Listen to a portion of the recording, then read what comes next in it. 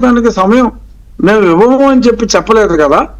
పోనీ ఒకసారి ఆయన సభకు వచ్చి మేము సమయం ఇవ్వకపోతే శాసనసభాపతి గారు కానీ అప్పుడు సీట్లో నేనుంటే నేను కానీ ఆయన మాట్లాడటానికి తగిన సమయం ఇవ్వకపోతే అరే నా గొంతు నొక్కేశారు, ప్రజాస్వామ్యం గొంతు నొక్కేశారు అనొచ్చు.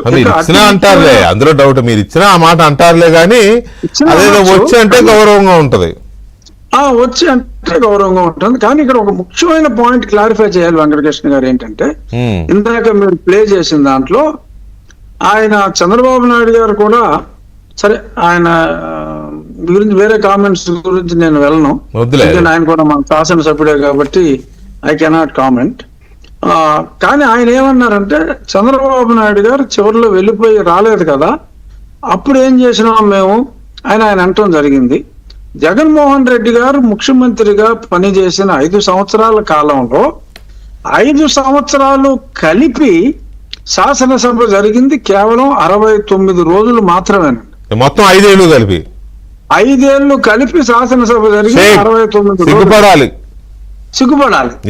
సో ఆఖరి 2 సంవత్సరాల్లో చంద్రబాబు నాయుడు గారు ఆయన 2 సంవత్సరాలు కూడా లేదు, 1.5 year ఏదో 1.5 year అంతే.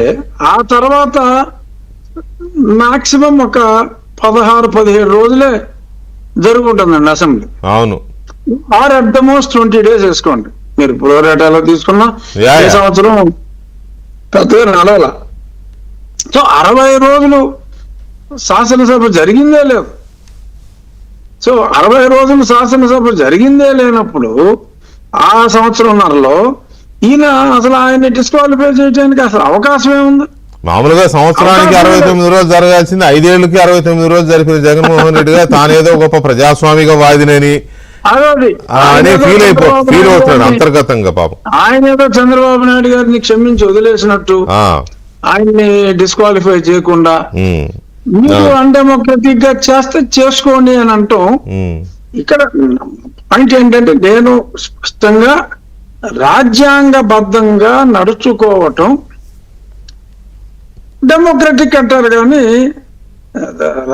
దానికి అనుగుణంగా నడుచుకుంటే డెమోక్రసీ వీళ్ళకి తెలీదు, వీళ్ళు ఫాలో అవ్వట్లేదు, చేసుకుంటే చేసుకోండి అని అంటాం అది మరి సరైన పద్ధతి కాదు. ఎందుకంటే మరి ఆయన 5 సంవత్సరాలు ముఖ్యమంత్రిగా చేసిన వ్యక్తి ఈ రకంగా రాజ్యాంగాన్ని అర్థం చేసుకోకుండా